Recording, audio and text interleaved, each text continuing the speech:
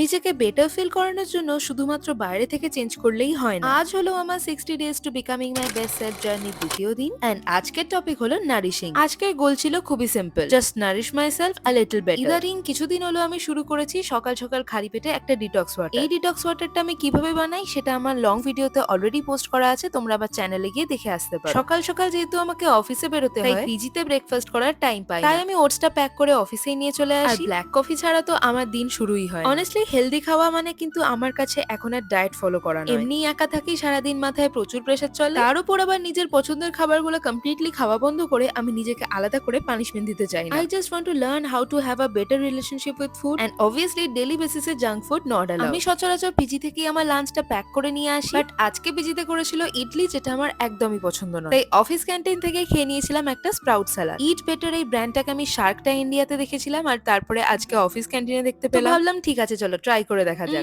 খেতে খুব একটা ভালো ছিল এমনটা বলবো না, বাট একদমই কিন্তু ওয়ার্থ ইট। 40 টাকায় মাত্র 3টে ছোট ছোট লাড্ডু। দেখো, প্রত্যেকদিন পারফেক্ট মিল প্ল্যান ফলো করা বা একদিনই কমপ্লিটলি হেলদি হয়ে যাওয়া, এটা আমার গোল নয়। আমি এমনই একটা হেলদি ডায়েট মেনটেন করতে চাই যেটা আমি সারা জীবন ফলো করতে পারবো। আর মোস্টলি আমাদের বডি যেটা ইনটেক করে সেটাই আউটকাম হিসাবে দেখায়। তাই ঠিক সময় ঠিকঠাক খাবার খেলে আর ঠিকঠাক ডায়েট মেনটেন করলে ডাক্তারখানা আর ওষুধের খরচা কিন্তু অনেকটাই কমানো যাবে। সন্ধ্যে 8টার আগে যদি তোমরা তোমাদের ডিনারটা সেরে নিতে পারো তাহলে তো আরোই ভালো। দেখো, এত সবকিছু ফলো করে লাইফ কিন্তু একদিনেই চেঞ্জ হয়ে যাবে না, but maybe one better choice at A time. একটু ডিসিপ্লিন মেনটেন করা আর কনসিস্টেন্ট থাকা। আজকের মতো এইটুকুই, কাল আসবো আবার লাইফকে বেটার করে তোলার নতুন একটা গল্প নিয়ে।